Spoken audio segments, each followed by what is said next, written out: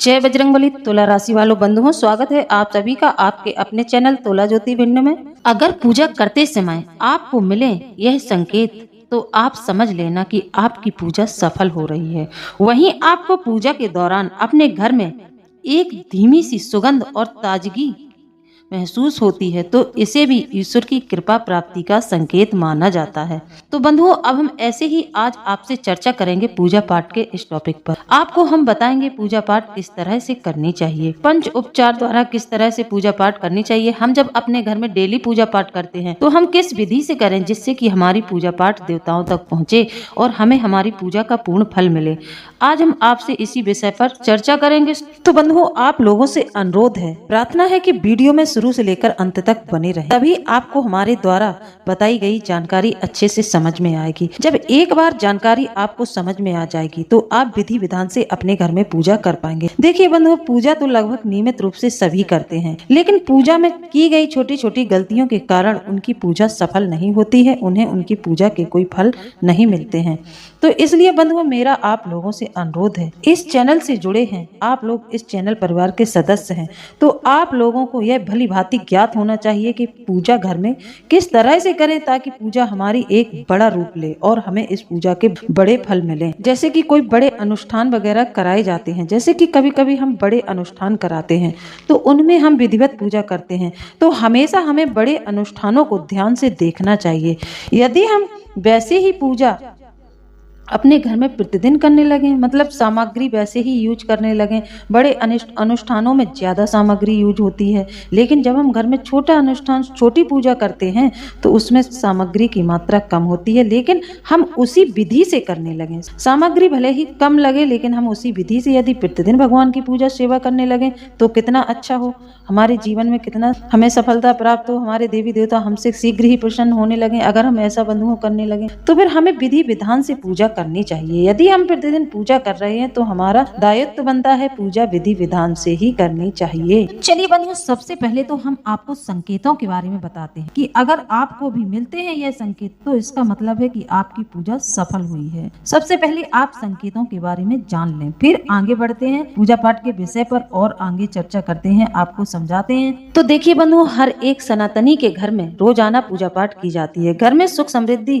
का वास बना रहे, साथ ही देवी देवताओं की कृपा से नकारात्मकता दूर होती है और सकारात्मक ऊर्जा का प्रभाव बना रहता है। ऐसे में यदि आपकी पूजा सफल हो रही है तो इसके आपको कुछ संकेत मिलने लगते हैं। तो चलिए सबसे पहले हम बताते हैं आपको पहले संकेत से शुरुआत करते हैं। संकेतों को थोड़ा ध्यान से सुने। यदि पूजा के दौरान मिलने वाले शुभ संकेत आपको इस तरीके से मिल रहे हैं जो हम बताते हैं, उस अनुसार यदि आपको संकेत दिखाई दे रहे हैं तो आप हमें कमेंट के माध्यम से जरूर बताइए। तो बंधुओं, यदि पूजा के दौरान आपके दीपक की लौ बनने लगे, यानी कि आपके दीपक में बहुत ज्यादा लौ बनने लगे, आकृतियां भी आपको शुभ संकेत देती हैं। यदि आपके दीपक में कोई आकृति बन रही है तो दीपक की आकृति भी आपको शुभ संकेत देती है कि आपकी पूजा सफल हो रही है। दीपक की लौ में फूल, त्रिशूल या चक्र की आकृति हमेशा बनती है। जो लोग बहुत ज्यादा पूजा पाठ करते, विधि विधान से करते हैं, उनके साथ यह घटना जरूर घटित होती है कि उनकी पूजा सफल होती है और उनके दीपक में फूल बनना प्रारंभ हो जाता है।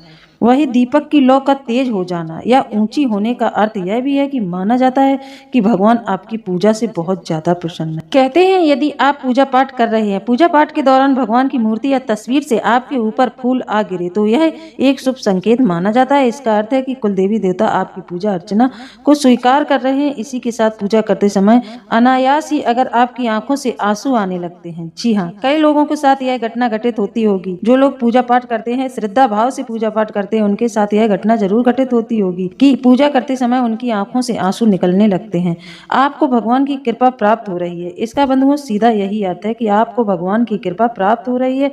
वहीं आपको पूजा के दौरान अपने घर में सुगंध और ताजगी महसूस होती है, तो इसे भी ईश्वर की कृपा प्राप्ति का संकेत माना जाता है। कभी कभी होता क्या है कि हमने अपने पूजा घर में धूप दीप का इस्तेमाल नहीं किया है, सिर्फ हमने शुद्ध देसी घी का दीपक जलाया है, हमने वहां पर कोई भी सुगंधित धूप नहीं जलाई है, तब भी हमें सुगंधित धूप का एहसास होता है। तो बंधुओं, यदि आपके साथ भी यह सब घटित हो रहा है तो आप परेशान न हो, आप प्रसन्न हो जाइए। आपकी पूजा, आपकी प्रार्थना भगवान तक पहुंच रही है। आपकी पूजा निरर्थक बिल्कुल नहीं जाएगी। आपकी पूजा के आपको फल अपने जीवन में दिखाई जरूर देंगे। जैसा कि बंधुओं आप सभी जानते हैं, भगवान हमें कभी दिखाई नहीं देते हैं, लेकिन वो किसी न किसी रूप में हमारे साथ अवश्य रहते हैं और हमें कुछ खास संकेतों की मदद से अपनी प्रसन्नता और क्रोध के विषय में बता ही देते हैं। जब हम ईश्वर की पूजा करते हैं तो हमारे साथ कुछ सकारात्मक ऊर्जाएं भी जुड़ जाती हैं, जो हमारे आसपास एक सुरक्षित घेरा बना देती हैं। इसको हम ऑरा भी कहते हैं। इसी को हम ऑरा कहते हैं। हमारे आसपास सात्विक शक्तियों का ऑरा बन जाता है। जैसा कि बंधुओं आप सभी की जानकारी के लिए बता दें, जब आपका संबंध सकारात्मक ऊर्जाओं के साथ मजबूत हो जाता है तो यह हमें सीधे परमात्मा तक, यह सकारात्मक ऊर्जाएं हमें पहुंचाती हैं। परमात्मा का सानिध्य हमें प्राप्त होता है, जो हमें कुछ संकेतों के माध्यम से यह बताते हैं कि उन्होंने हमारी प्रार्थना स्वीकार कर ली है। एक चीज और बंधुओं आपने देखी होगी, जैसे कि आप पूजा के दौरान दीपक को प्रज्वलित करते हैं तो आपने यह चीज नोटिस की होगी कि आपकी पूजा से निकलने वाला धुआं सीधे उस देवी देवता के मुख की तरफ जा रहा है, जिसको आप बहुत ज्यादा पूजते हैं, बहुत ज्यादा मानते हैं, जिनमें आप श्रद्धा बहुत ज्यादा रखते हैं। जैसे कि मैं हनुमान जी की पूजा करती हूँ तो मेरे दीपक से जो धुआं निकलता है, मेरे धूप से जो धुआं निकलता है, वह सीधे हनुमान जी की तस्वीर की तरफ जाने लगता है। इससे ओम की आकृति भी कभी कभी बनने लगती है, तो यह भी एक शुभ संकेत माना जाता है। तो क्या आपके साथ भी कभी ऐसा घटित हुआ है? हमारे साथ तो ऐसा कई बार घटित हो चुका है। घर में पूजा के दौरान आपके घर कोई ऐसा मेहमान या व्यक्ति आ जाए जो आपके लिए शुभ समाचार, कोई उपहार या धन लेकर आया है, तो इसे भी एक शुभ संकेत ही कहा जाएगा। इसका अर्थ यही है कि आपके ऊपर आपके इष्ट देवता की विशेष कृपा है। कभी कभी पूजा करते समय मन में बहुत ज्यादा तनाव बढ़ जाता है। कोई ना कोई वजह तनाव की जरूर होती है, जिसके चलते दैनिक कामों में भी मन नहीं लग पाता है पूजा पाठ करते समय, लेकिन मन इधर उधर भटकते रहता है। ऐसी पूजा करने से कोई लाभ नहीं मिलता है। मन अशांत करने और एकाग्रता बढ़ाने के लिए रोज सुबह कुछ देर तक ध्यान जरूर करना चाहिए। बंधुओं, यदि आपका पूजा पाठ में बिल्कुल भी मन नहीं लगता है, आप चाहते हैं कि आपके मन में एकाग्रता आ जाए, मानसिक तनाव से आप बचना चाहते हैं, तो इसके लिए रोजाना मेडिटेशन जरूर करना है। मेडिटेशन करने से ध्यान की शक्ति केंद्रित होती है। माना जाता है ध्यान करने से नकारात्मक विचार समाप्त होते हैं, सकारात्मक और पवित्रता बढ़ती है। नियमित रूप से ध्यान करते रहने से स्वास्थ्य को कई अन्य लाभ भी मिलते हैं। पूजा पाठ में भी मन लग पाता है। मंत्र जाप भी पूरी एकाग्रता के साथ आप कर पाते हैं। बंधुओं, क्या आप जानते हैं कि जब आप किसी देवी देवता का ध्यान कर रहे हैं तो सबसे अच्छा समय ध्यान करने के लिए कौन सा समय होता है? बंधुओं, आप सभी को बता दें कि सुबह का समय सबसे अच्छा समय होता है। अगर सुबह नहीं कर पा रहे हैं तो दिन में कभी भी किसी शांत स्थान पर बैठ जाएं और मेडिटेशन जरूर किया करें। इससे मन शांत रहता है, स्वास्थ्य अच्छा रहता है, कई तरह के लाभ आपको दिखाई देते हैं। ध्यान करते समय पद्म आसन पर जरूर बैठना चाहिए। पद्म आसन पर बैठने में यदि आपको दिक्कत होती है तो सुखासन की स्थिति में अलथी पलथी मारकर भी बैठ सकते हैं। मेडिटेशन के कुछ समय सुविधाजनक आसन में बैठना चाहिए। अलग बैठने में किसी तरह की परेशानी होगी तो ध्यान नहीं कर पाएंगे। बंधुओं, एक हमारे व्यूअर हैं, उनका यह प्रश्न है कि उन्हें पूजा करते समय डर लगता है। डर का एहसास व्यक्ति को पूजा करते समय क्यों होने लगता है? क्यों व्यक्ति पूजा कर रहा है और उसको अंदर ही अंदर भय लग रहा है? ऐसा क्यों होता है? तो बंधुओं, आज हम आपको बताते हैं कि ऐसा क्यों होता है। पूजा के दौरान अगर आपको डर लगता है तो सबसे पहले तो आप अपनी कुंडली के शनि ग्रह की स्थिति के बारे में पता लगाएं। जब किसी जातक की कुंडली में शनि की स्थिति खराब होती है तो जातक को पूजा करते समय भय लगने लगता है या आपको डरे हुए ख्याल आते हैं, तो समझ जाइए कि आपके आसपास कोई नेगेटिव एनर्जी है। इसका एक अर्थ यह भी है कि शायद आपने किसी व्यक्ति के साथ गलत किया है, जिसके परिणाम से आज आपको डर लग रहा है। यदि आपने गलत नहीं किया है तो आप सतर्क हो जाएं, अपनी कुंडली का विश्लेषण कराएं। कहीं आपकी कुंडली में शनि ग्रह खराब तो नहीं चल रहे हैं, शनि की 7.5 या ढैया तो नहीं चल रही है, इस तरह से किसी भी प्रकार का कोई ग्रह आपका खराब तो नहीं है, या शनिदेव की कुदृष्टि किसी अच्छे ग्रह पर पड़ रही है, यह भी हो सकता है। तो बंधुओं, आप लोगों से अनुरोध है, यह गलती बिल्कुल न करें। इसी के साथ बंधुओं, एक लोगों ने हमसे सवाल यह भी किया है कि ज्यादा पूजा पाठ करने वाले लोग, नियमित रूप से पूजा पाठ करने वाला व्यक्ति परेशान क्यों रहता है, उसके जीवन में परेशानियां क्यों आती हैं? क्योंकि ईश्वर उसकी परीक्षा लेते हैं, जिससे वह सबसे अधिक प्रेम करता है। भगवान उसे हर कठिनाइयों से मुक्त करना चाहते हैं ताकि उसे जीवन में कभी किसी प्रकार की परेशानियों का सामना न करना करना पड़े। वहीं भक्त भी सच्चे हृदय से अपने आराध्य की पूजा करता है ताकि ईश्वर के प्रति उसकी आस्था निरंतर बढ़ती रहे, जीवन में आ रही कठिनाई उसका कुछ ना बिगाड़ सके। तो एक बात याद रखिए, यदि आप बहुत ज्यादा पूजा पाठ करते हैं, भगवान का नाम लेते हैं, भगवान की शरण रहते हैं, भगवान की शरण में रहते हैं, तो फिर आपका कभी कोई कुछ बिगाड़ ही नहीं सकता। ईश्वर अपने भक्तों को कभी भी उदास नहीं देख सकते हैं, आप उदास भी नहीं रह सकते हैं और आपकी कोई भी ऐसी समस्या नहीं रह जाएगी जिसका समाधान ना हो। आपकी हर एक समस्या का समाधान जरूर निकलेगा। शुरुआत में आपको थोड़ा बहुत संघर्ष भले ही करना पड़े, लेकिन आपका कार्य जरूर बनेगा। 100% आपका कार्य पूरा होगा यदि आप ईश्वर की शरण में रहते हैं और वह नहीं चाहते हैं, भगवान कभी नहीं चाहते हैं कि दूसरों के द्वारा आपको परेशानी मिले, कोई दूसरा व्यक्ति आपको परेशान करे। इससे भी भगवान को बहुत गुस्सा आता है कि उनके भक्त को कोई परेशान करे, उनके भक्त को कोई कष्ट पहुंचाए। ऐसे व्यक्ति पर भी ईश्वर को बहुत ज्यादा गुस्सा आती है। जैसा कि बंधुओं, आप सभी की जानकारी के लिए बता दें, जब दूसरे लोग उसे परेशान करते हैं, उन्हें परेशानियां देते हैं, तो उस समय श्री हरि अपने भक्तों को अकेले रहने की शक्ति देते हैं ताकि वह हर परिस्थिति से डटकर सामना कर सके। बात करते हैं बंधुओं के पूजा पाठ में हमें गलती कौन सी नहीं करनी चाहिए और किस तरह से पूजा करनी चाहिए, जिससे कि हमारी पूजा हमेशा देवों तक पहुंचे, हमारी पूजा के फल भी हमें अपने जीवन में दिखाई देने चाहिए। ऐसा नहीं है कि हम पूजा करते जा रहे हैं, हम इंसान हैं, हमें भी खुशी होती है जब हमें किसी तरह का संकेत मिलता है, तो हमें संकेत और फल दोनों ही मिलने चाहिए। कभी भी ऐसा होता है कि हम कई बार पूजा पाठ करने के दौरान छोटी छोटी गलतियां कर देते हैं, जिससे कि हमें मुश्किलों का सामना करना पड़ जाता है। लेकिन बंधुओं, भगवान कभी भी भक्त का नियम नहीं देखते हैं, भगवान भक्त का भाव देखते हैं, भगवान भक्त का मन देखते हैं। भक्त चाहे जिस विधि से उनका पूजन करे, चाहे जिस विधि विधान से उनको नियमित रूप से पूजे, लेकिन भगवान कभी भी भक्त के विधि विधान पर नजर नहीं बनाते हैं। वह हमेशा भक्त के भाव पर ही निर्भर करता है कि भक्त का भाव कितना गहरा है, उसी प्रकार उसे ईश्वर की कृपा प्राप्त होती है। वह तो बस यही चाहते हैं कि भक्त श्रद्धा भाव से उनको याद करे।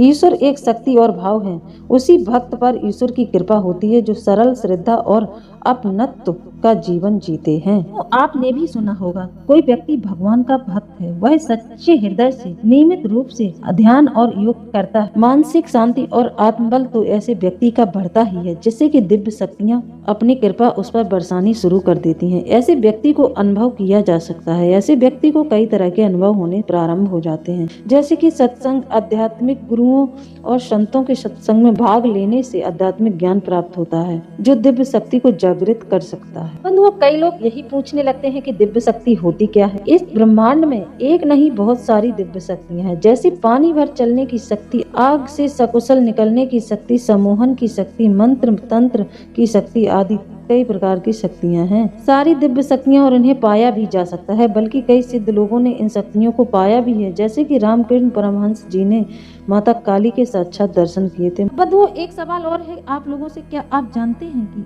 अनजान शक्ति क्या होती है? अनजान शक्तियाँ किस तरह से आपकी मदद करती हैं? कैसे पहचानेंगे कि अनजान शक्ति मदद कर रही है आपकी या फिर दिव्य शक्ति? तो बंधुओं, यदि आपको आने वाली घटनाओं का पहले से ही ज्ञान हो जाता है, आपको पूर्वाभास हो जाता है, तो आप समझ जाइए कि दैवीय शक्तियों की आप पर कृपा है। आपकी पत्नी, बेटा, बेटी और आपके सभी परिजन आपकी आज्ञा का पालन कर रहे हैं।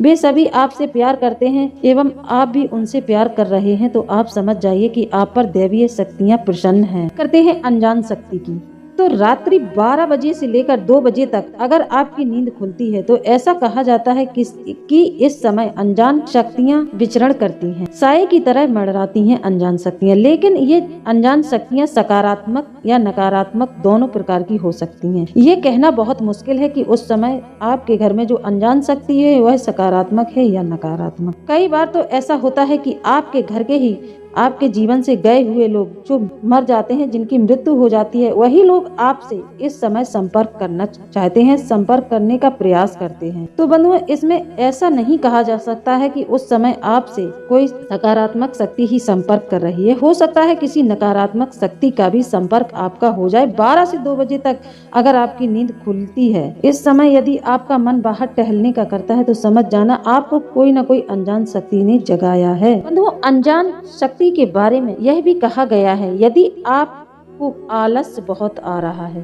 आलस और सकारात्मकता के द्वारा आप अनजान शक्ति को पहचान सकते हैं। यदि आपको बहुत आलस आ रहा है, आपका पूजा पाठ करने का बिल्कुल भी मन नहीं हो रहा है, तो समझ लेना कि अनजान शक्ति जो भी आपके घर में मंडरा रही है वह नकारात्मक है। उसने आपकी सकारात्मक शक्तियों को भी कम कर दिया है। वह शक्ति आपके लिए बिल्कुल भी सही नहीं है। यदि आप बहुत ज्यादा आलस, सुस्त और तनाव में रह रहे हैं, आपको ऐसा महसूस हो रहा है कि आपने रात्रि में पूजा की है फिर भी आप इतने सुस्त रह रहे हैं, तो समझ जाना कि आपका किसी अनजान शक्ति से संपर्क हो गया है। अब आप उसके लिए ही पूजा पाठ कर रहे हैं। वह अनजान शक्ति नकारात्मक है, आपको नकारात्मक फल देती है। तो अब बात करते हैं, जैसे कि हम अपने घर में रोज पूजा अर्चना करते हैं तो हमें किस नियम से पूजा करनी चाहिए जिससे कि हमारी पूजा के फल हमें हमेशा सुख प्राप्त हो, हमारी पूजा हमारे देवी देवताओं तक ही पहुँचे।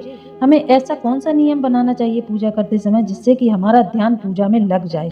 तो बंधुओं, पूजा करते समय हमेशा पूर्व दिशा की ओर मुख करके बैठना चाहिए और अपने दाहिने ओर घंटी, धूप, दीप, अगरबत्ती आदि रखनी चाहिए। जैसे कि आपके घर में गरुड़ घंटी है तो उसे भी स्नान ध्यान कराकर अपने बगल में रख लें। पूजा करते समय बाईं ओर पूजन सामग्री जैसे कि फल, फूल, जल का पात्र और शंख रखना चाहिए। इस तरह से पूजा करने से शुभ फल की प्राप्ति होती है। बंधुओं, पूजा पाठ करना भगवान के प्रति विश्वास और आस्था को दर्शाता है, लेकिन लोग पूजा करते समय इस बात का ध्यान नहीं देते कि पूजा किस प्रकार करनी चाहिए और पूजा किस समय करनी चाहिए। तो बंधुओं, आप सभी की जानकारी के लिए बता दें, पूजा हमेशा बैठकर ही करनी चाहिए। खड़े खड़े कभी भी पूजा नहीं करनी चाहिए।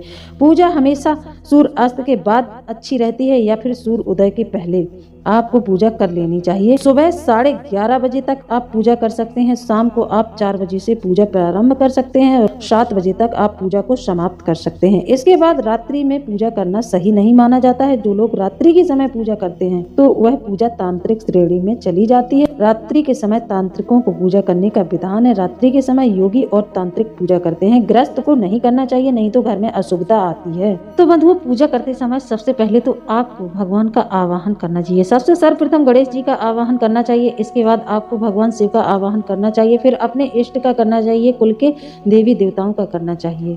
इस तरह से आपको ग्राम देवता का भी नाम लेना चाहिए। आपके गांव के जो भी देवी देवता हैं उनका भी आवाहन आपको करना चाहिए और सबको एक आसन देना चाहिए। या आपने उन्हें पहले ही अपने घर में स्थापित कर रखा है तो कोई बात नहीं है। यदि आपने स्थापित नहीं किया है तो उन्हें आपको आवाहन करके आसन देते जाना है, सबको बारी बारी बैठाते जाना है। इस तरह से आप जब नियमित रूप से पूजा करेंगे, इन देवी देवताओं का आवाहन करके बैठेंगे पूजा पाठ में, तो आपकी पूजा 100% सफल होगी। आपकी पूजा के फल जरूर प्राप्त होंगे। आपके घर में सुख समृद्धि जरूर आएगी। इसके बाद जब आप दीप प्रज्वलित करते हैं तो उन्हें दीप समर्पित करें। फूल चढ़ाते हैं तो पुष्पम समर्पयामि इस तरह से बोलते हुए विधि विधान से पूजा करते जाएं। नैवेद्यम समर्पयामि इस तरह से बोलते जाएं और देवी देवताओं को सामग्री समर्पित करते जाएं। इस तरह से नियम अनुसार यदि आप पूजा करते हैं तो आपके जीवन में सुख समृद्धि जरूर आती है। बंधुओं, मैंने आपसे पहले ही कहा, जब भी कहीं बड़े अनुष्ठान होते हैं तो उन्हें बहुत ध्यान से देखा करें।